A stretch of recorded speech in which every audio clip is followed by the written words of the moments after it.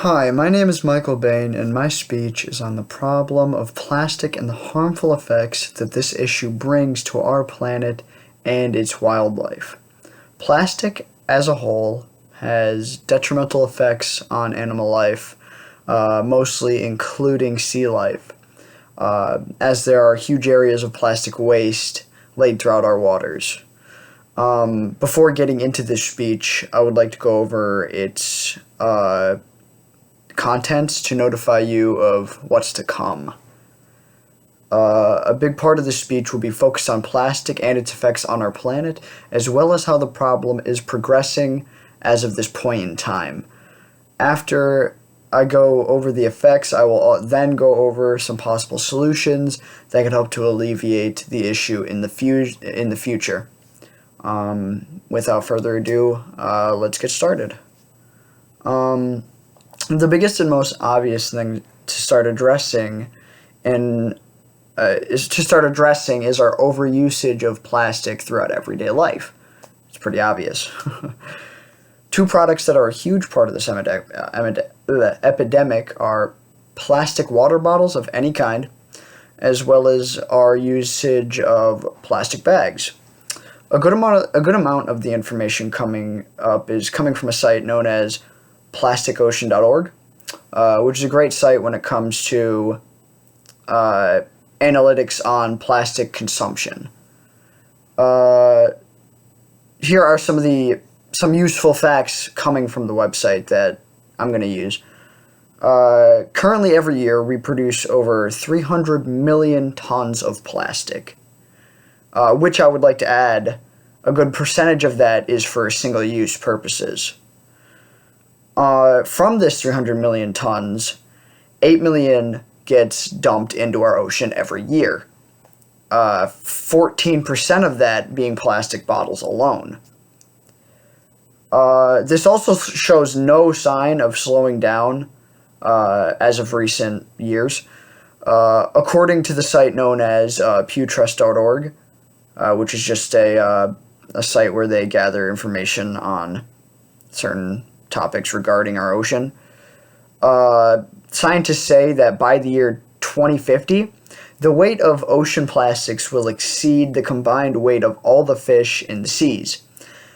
If nothing's done soon, more and more plastic will find its way into our waters and will end up causing disastrous effects on our sea life.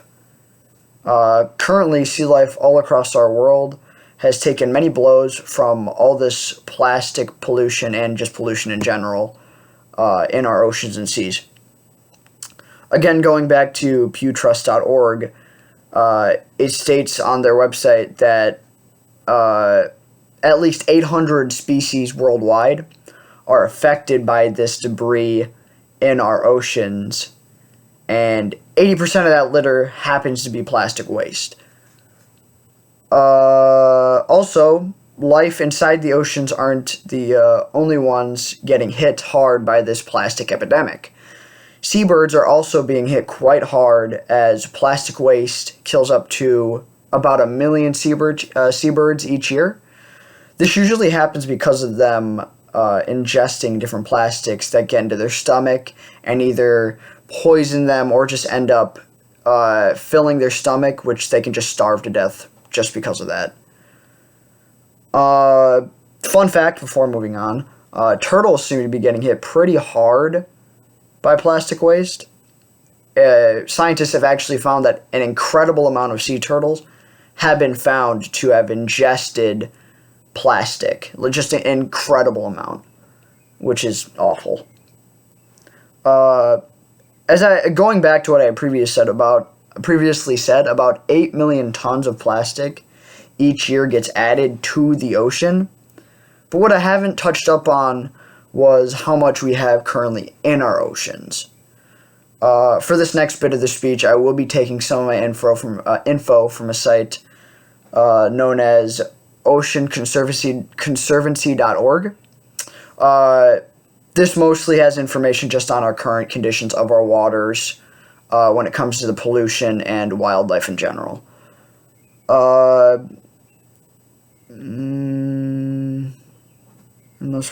Taking this information from this site, taking some information from this site, all of our oceans and seas are supposedly holding over 150 million metric tons of plastic waste.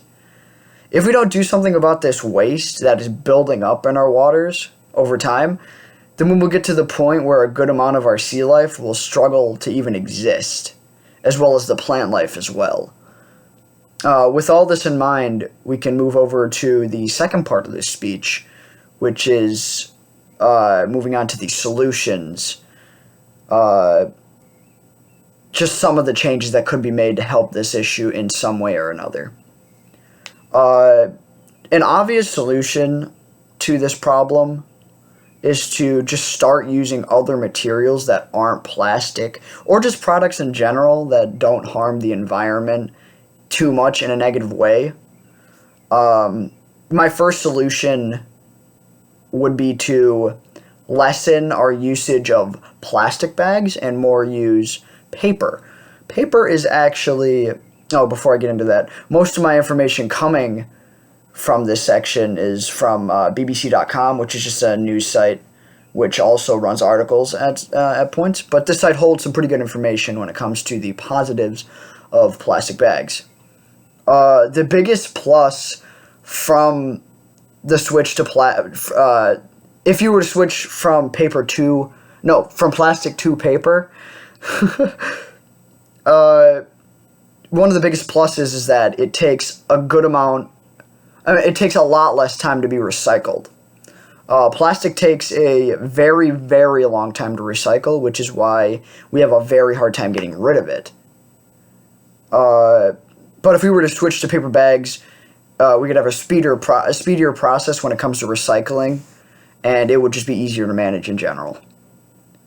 While I'm on the topic of the different types of plastic bags, I would like to bring up the usage of cotton bags and how they affect our environment.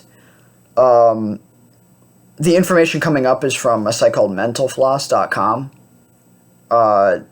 It's just information. It's just an article website, mostly about different topics, but I found that this article was incredibly helpful when getting information on the environmental effects of cotton bags. First, I would say... No, my bad.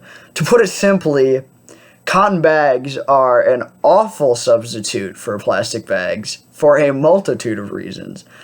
First, you have to use them an incredible amount of times for them actually to be considered environmentally friendly. This is because of how strenuous the production of cotton is on our environment. Cotton takes way more energy to produce, as well as an incredible amount of water that needs to be consumed over the amount of time. Because of how much it takes to produce cotton bags are actually considered to be worse for the environment than plastic bags. So please reconsider buying canvas bags, because they're just worse for the environment. Yeah.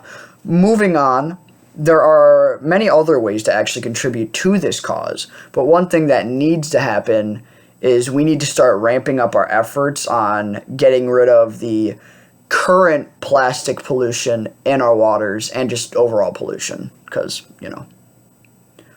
if we were to focus more on getting people to help towards, this effort, we could start to hire more people to then help out with taking more plastic out of the water. And if we could keep this cycle going, then over time we'll have less and less pollution in our waters, which is what we obviously want in the future.